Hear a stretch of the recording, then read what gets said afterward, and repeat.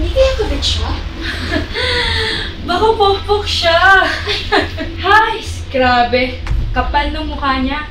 Saan kaya siya kumuha ng lakas ng loob at dito pa talaga siya nagtrabaho?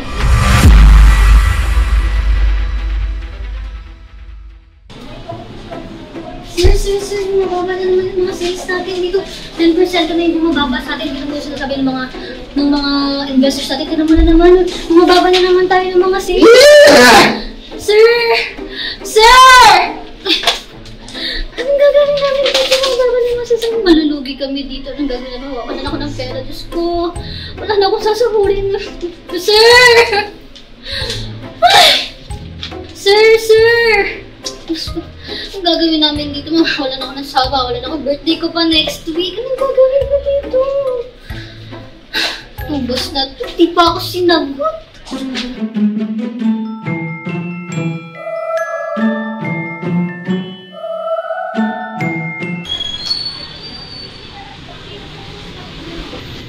Okay ka na ba dito? Sige, ayos na ako dito. Gan, pakiasikaso nyo na muna yung iba ha. At mauna na ako, may kakasapin na ako dito ha. Sige sir, ako na po bahala. Sir, ingat ka. See you later.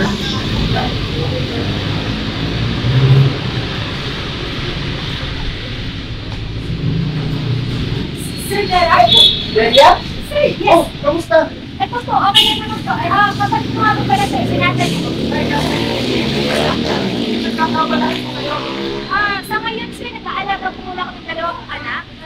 Ganun ba? Yes sir. Anyway, baka naman gusto mong pumasok sa company namin. Kasi alam ko, expertise mo yung sales, di ba? Yes sir. Kailangan ko ng kailangan kita. Alam kong matutulungan mo sa company namin. Anong klase tulong ko ba sir? Kasi yung company namin is bumababa ng sale. So, kailangan ko kung alam ko yun ang expertise mo eh. Sige na. Sir, okay na po pa kung pag-isipan ko na? Pag-isipan mo pa ba? Huwag mo nang pag-isipan. Bakit ano pa ba yung kailangan yung gawin para mapapili kita? Kasi sir, wala po kasi makaalaga ng dalawang anak. Bale, may kapatid ko po nag-aaral, so wala po po pag-iwanan. Kaya hindi ko po pwede Yun lang ba ang problema mo? Ba't di mo isama sa office? Okay lang naman kahit may bata doon. Isama mo. Hindi po ba parang ang unfair po nun sa iba kasi nagdadala ako ng bata. Tapos ano yun? Unfair? Ako may-ari. Okay lang yun. Sige na. Sir, Hoy! Si Sir oh! Tingnan mo! Kakaalis lang! May kausap na namang iba! Sabi talaga eh! Sir, kakalisan mo! Tapos, kausap natin siya yung babae! Teka, sino ba yung babaeng kausap niya? Tingnan mo! Naman naman yung ganyan na natin. Parang hindi sinababi. Grabe talaga si Seth. Ang ganda-ganda din yung mga puti-puti. Ang ganda-ganda din yung mga biglang ganyan. Ay, yung babae, hindi man lang nahiya. Hindi niya ba nakikita yung sarili niyang salamin? Halatang hindi siya nababagay kay Seth. Ay, naku, Beth. Hindi ka na nga, hindi na natin problema yan. Tara na. May kagab. Hi.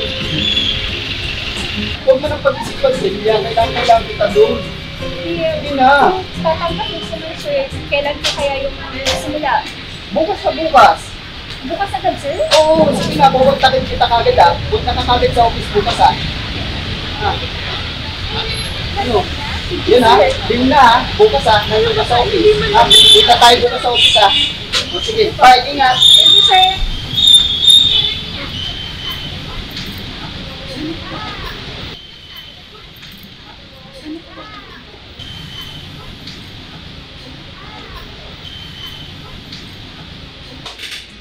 Alright guys, makinig kayo. Meron tayong bagong makakasama. Siya si Delia. Hi. Hinire ko siya kasi magagamit natin ang expertise niya pagdating sa sales. Marami siyang nalalaman pagdating sa sales na matutulungan niya ang ating company. Delia, pakilala ka. Hi, ako nga pala si Delia, ang bago niyo makakasama. Hi. Hi.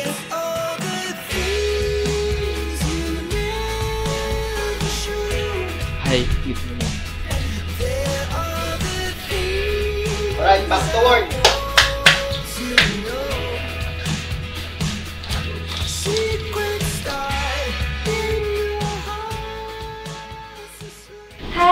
morning. Good morning. Ay, kasama niya na naman mga anak niya. Ay, naku. Nakakainis talaga yan. Alam mo ba niya, makukulit yung mga anak niya. Hinarap kami dito. Ano ba niya napapansin na uncommon tayo kasi ang lilikot ng mga anak niya? Hindi makapag-concentrate na ayos. Tsaka hindi lang yun. Napayagan niya ni boss.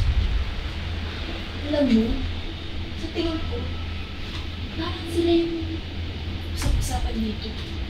Usap-usapan na... Alam mo na, kapit ka ni boss. So, totoo? Malay mo, tignan mo siya, taas-taas ng posisyon niya. Samantalang tayo, tagal-tagal na natin katrabaho, di na natin napupunod. Baka naman may ginamit na gayuma, kaya ganyan. O baka naman, sumisip-sip. Sa bagay, hindi na ako magtataka. Single mom. At saka, ang tagal-tagal na dito. Bakit wala yung tatay? Yun nga yung usap-usapan nila. Hindi kaya kabit siya? Baka pokpok siya. Hays, nakakayang babae. Alam mo, hindi talaga yung bagay sa kumpanya natin. Dapat sa bar siya nagtatrabaho, doon siya nababagay.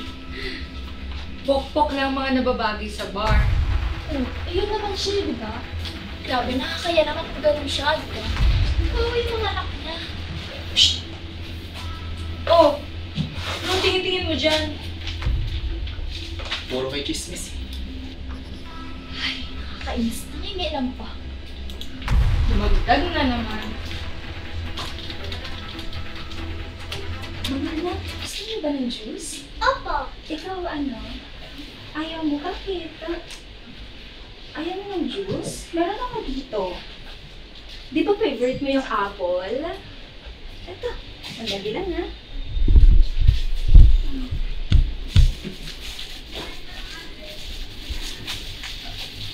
Ano ka? Ben Mark, pwedeng magpatulong sa'yo? Uy! Ano yan? Laptop yan ah! Sabi sa'yo eh! Mali yung ginagawa mo! Ito, alam mo kasi kung mahuhulap pa. Ayan. Tapos pagtapos niyan, Uy, sa bata yan! pakailan mo ba? Iniinom ko! Hindi, okay lang. Oo, okay lang ako ako. dito. Ikaw, baka gusto mo rin kasi kanina pa kayo nagtatrabaho eh. Wala mong biskuit? Sorry, yan lang yung meron ako Hindi, dito. okay. Next time maglagay kayo biskuit. Ayan, next mo yan. Mali yan. Demanding mo naman kung walang hihingi. Siyempre, ano ka ba? May panulak, walang pambara. Ano kaya yun? Pasensya na. Hindi, okay lang. Pero Sarap mo kasi di ba namin? sorry kasi dito ko lang kasi nailagay yan eh. Di, okay na. Anak, ito yung sa inyo ah. Gusto mo kunin mo bukas? Tama na. Hindi, sige. Ako na lang. Ay, ikaw na lang. Sayang. Thank you ah. Thank you, ma'am. Sige, walang ano man. Ay, naku. Di ba naman yung janitor natin? Hindi na pinalagpas. Ano ba? Nangungulekta ba yung mga lalaki o ketchup suso? Hindi siya sinabisa. Grabe naman yung suso. Ako na lang yung... Pitong wallpaper mo, no? Dapat next time mukha ako nalagay mo. Hindi, bigay lang. Mga anak ko Sabi mo. Ang quick mo pala, ma'am, no? Kailangan natin. Kaso yung sumadamot kasi walang Hindi ulit. mga lalaki na kayo yung pinakawalan. Sige, wala. Sa susunod, bibili ako kayo mag-alala. Ma'am, huwag mo na siya pakinggan. Bago siya magtrabaho. Hindi okay lang yun. Tsaka, okay lang. Kumusta kasi? Isang sana eh. Sobrang ano eh. Sa susunod, paglabas ko mamaya, bibili ako ng biscuit para naman, syempre, para sa mga anak ko. Tapos, Para sa akin. pag nagutom kayo, pwede kayong lumapit. Sabi sa'yo mo, Para may boy. nagay na kayo. Okay ba yun? Okay. Thank you, ma'am. Thank you. Thank you so much, ha? Skyflex, ha? Ma'am, thank you. Sige, tatapusin ko na muna to, ah. Sige, ma'am. Bye. Work lang kami. Ay, naku, yung babae niyan talaga nakakahiya na siya.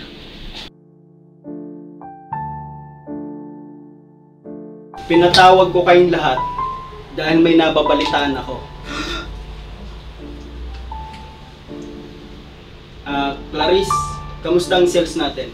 So ayun na nga sir, kung kahapon nagre-reklamo ako dahil napakababa ng sales natin at wala akong pang birthday next week ngayon, hindi ka makakapaniwala sa tinaas ng sales natin ngayon, 100% na naman. Ano nga uli yung nababalitaan ko kanina? May narinig ako sa inyo kanina. Di po ko yun, sir. Sir, hindi po. Shut up! Yung dalawang kinakausap ko. Narinig, sir? Ano, sir? Pinag-uusapan namin ka ng ulam namin mamaya. Yun. Tama. Yun, sir, pinag-usapan namin. Narinig ko pinag-uusapan yung si Delia. Hindi, sir. Baka malaki ng pagkakarinig ko. Kasi yung nagdudod. Ikaw rin nag-uusap. So, pinag-uusapan niyo nga ako. Pinag-uusapan? Ulam nga eh. Ulam ka ba? Kailan ka pa naging ulam? Tama na. Hinahir ko si Delia dahil malaki ang may tutulong niya sa papadubog nating kumpanya. At hinahir ko si Delia dahil malaki ang kanyang kaalaman pagdating sa ating sales. Pero sir, hindi pa rin tama na dalhin niya dito yung mga anak niya. Hindi kami makapag-focus sa trabaho. Tama yun. Ang unfair naman. Kami, tagal-tagal na namin yung trabaho dito. Tapos siya, baguhan lang. Ang taas-taas na lang posisyon. Tapos, ang laki pa ng sahod. Paano naman kami? Tama din yun. Naunawaan ko naman kayo. Alam niyo naman kung bakit ko hinahir si Delia. Kasi malaki ang naitulong niya sa ating kumpanya. Alam niyo yung papalubog na ito. At si Delia, malaki ang naitulong niya sa ating kumpanya. Pero kung ginagawa niyo yung trabaho ninyo, edi sana hindi na natin kailangan si Delia.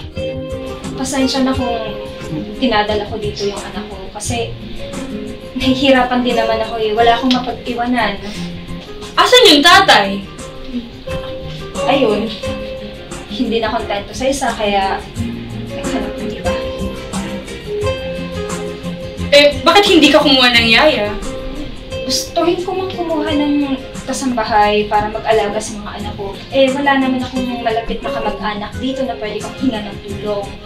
Ayoko namang kumuha ng ibang tao kasi mahirap pagkatiwala yung mga anak ko. Mahirap nang magtiwala ngayon eh. Kung nung una pa lang naman, hindi naman ako yung nagpumilit na pumasok dito eh. Si Sir Gerard yung humingi ng tulong sa akin na tulungan tong kumpanya niya kasi nabanggit niya nga na medyo bumabagsak na. Tsaka sana naman hindi kayo agad nang huhusga ng kapwa niyo. Pasensya na kung nakakaistorbo yung mga anak ko sa inyo. Kung ganun lang din naman, edi aalis na lang ako dito. Walang kailangang umalis sa kumpanyang to. Bawat isa sa inyo, mahalaga. Kahit janitor pa yan, kailangan natin sila. Kung wala sila, hindi mapapanatili ang kalinisan dito. Kaya pahalagahan ninyo kung ano ang posisyon nyo dito. Mabuti nga kayo, may trabaho. Ang dami dyan na naghahanap ng trabaho. Wala silang mahanap na tulad ninyo na may trabaho. Kaya sana, kung ano yung trabaho nyo dito,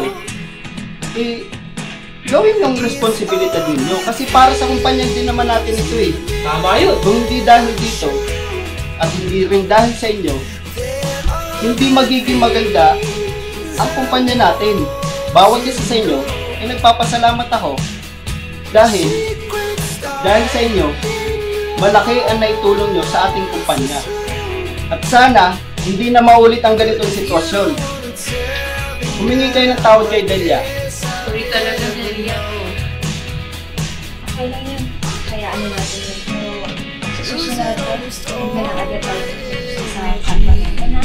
Ang gawin na lang natin, magtulungan na lang tayo para sa ikauunlad ng kumpanya. Ito yun? Okay. Huwag kang mag-alala gagawin namin. Pasensya na talaga. Okay. Ano talaga? Pati na rin sa mga anak mo. Walang problema yan. Okay na yun. Thank you, Delia. Okay, afterwards. Ayaw ko na maulit to ha. Yes, sir. Tara, Delia. Kain tayo. Basta Manahimik ka nga. Back to work na daw, di ba?